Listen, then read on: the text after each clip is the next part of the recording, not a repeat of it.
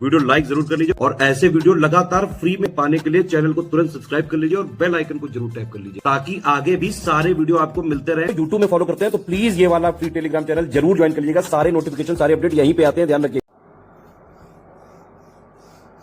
नमस्कार साथियों, स्वागत है आप सभी का स्टडी फॉर सिविल सर्विसेज में।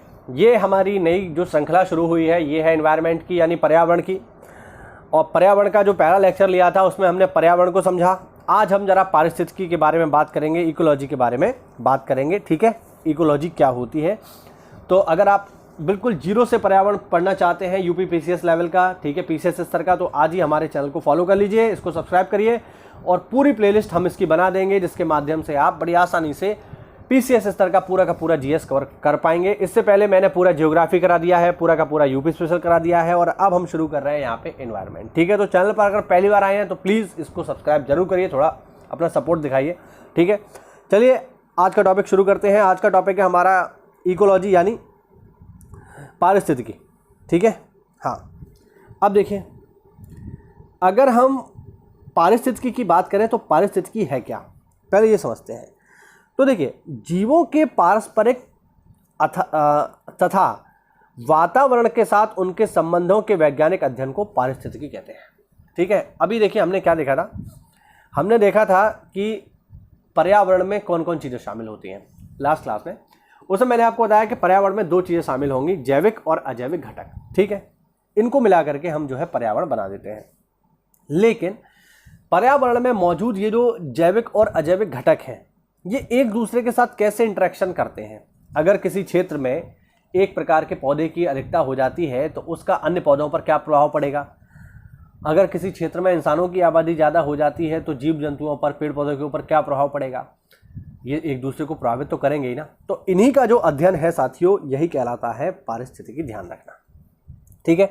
फैक्ट आपको इसमें याद रखना है कि पारिस्थितिकी शब्द का सबसे पहले प्रयोग 1969 में एक जर्मन वैज्ञानिक अर्नेस्ट हेकल ने किया था। ध्यान रखना इस फैक्ट को, पेपर में कई बार आ चुका है कि पारिस्थितिकी शब्द का सबसे पहले इस्तेमाल किसने किया, तो आप इसका जवाब देंगे अर्नेस्ट हेकल। ठीक है, अब ये जो शब्द है ये दो शब्दों से मिलकर के बना है जो कि ग्रीक भाषा के हैं। ठीक है, कौन कौन से हैं, पहला है आइकोस जिसका अर्थ होता है घर और दूसरा है लोगोस जिसका अर्थ होता है अध्ययन। ठीक है, तो आइकोस और लोगोस से मिलकर के बना है हमारा, ठीक है, इकोलॉजी। इकोलॉजी का मतलब हो गया घर तथा उसका अध्ययन। ठीक है, आगे देखिए काय आगे अगर हम देखें साथियों तो देखो, पारिस्थितिकी को जीवों के पारस्परिक तथा वातावरण के साथ उनके संबंधों के वैज्ञानिक अध्ययन के रूप में परिभाषित किया जाता है। यानी वही जो मैंने आपको बताया कि किसी भी पर्यावरण में जीव जंतु एक दूसरे के ऊपर कैसे प्रभाव डालते हैं, भौतिक तथा जो जैविक चीज़ें हैं ये एक दूसरे के ऊपर किस तरीके से इम्पैक्ट डालती हैं, इन्हीं का अध्ययन जो है पारिस्थितिकी कहलाता है।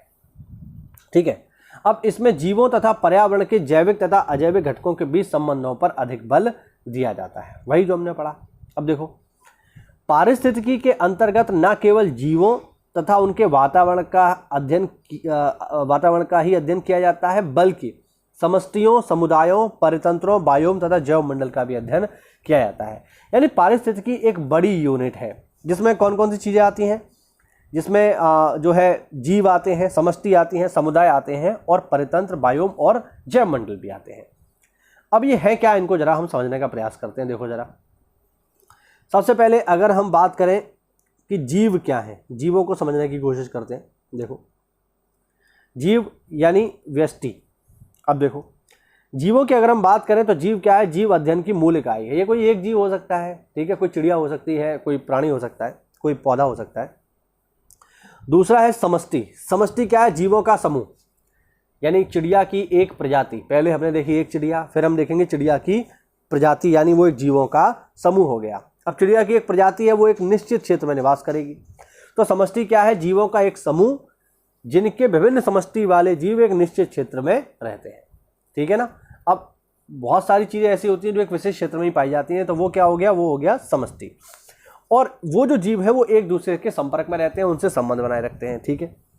थर्ड आता है समुदाय। समुदाय क्या है, समुदाय है जीवों का समूह जिसमें विभिन्न प्रजातियों के जीवों की संख्या एक क्षेत्र में निवास करती है एवं एक दूसरे के साथ परस्पर संबंध बनाए रखती है। जब हम समुदाय की बात करते हैं तो समुदाय में जीवों का एक समूह आता है। जीवों का समूह मतलब क्या हो गया, जिसमें एक से अधिक प्रजाति के जीव एक साथ रह रहे हैं और वो एक दूसरे के साथ संपर्क में है, एक दूसरे के ऊपर प्रभाव डालते हैं।